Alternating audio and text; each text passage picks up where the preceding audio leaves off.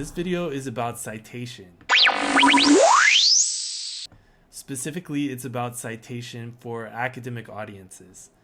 So we're not talking about citing sources for non-academic audiences, like if you were writing a newspaper article for a general audience or texting a friend, unless your text messages include lists of works cited.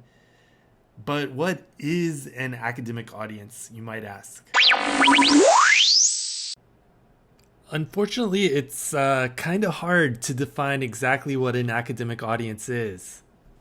The academic audience you're writing for in your English class definitely includes your professor and your classmates, but you probably won't start off your essay by saying, "Hey, professor and fellow students in my English class," even if those are the only people who actually read your essays.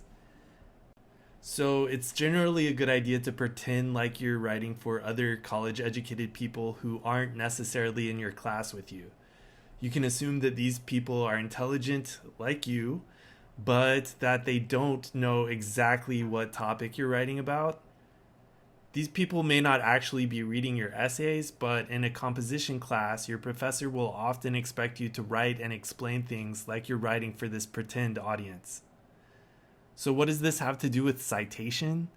Well, you can also assume that your real audience of your professor and classmates and your pretend audience of other students, professors, and college-educated people will be looking for you to use a recognizable system of citation, such as MLA, APA, or Chicago.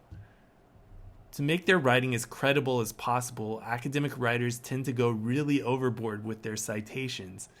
In other words, they tend to cite a lot of sources, probably because academic audiences can be very skeptical and reluctant to believe what they're reading without a lot of credible sources of information backing it up. Which is good, right? If we're going after truth and knowledge, it's important to be skeptical and not just accept everything that somebody tells you. That's why citation is so important in academic writing. It tells a skeptical reader exactly where they can go to find the information and viewpoints you're citing in your paper.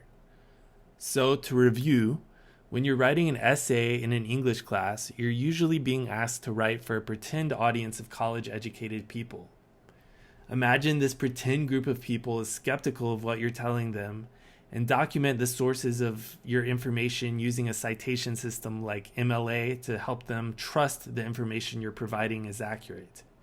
It's important to tell readers where your information comes from so that they can verify your claims and see what kind of information you're basing your writing on.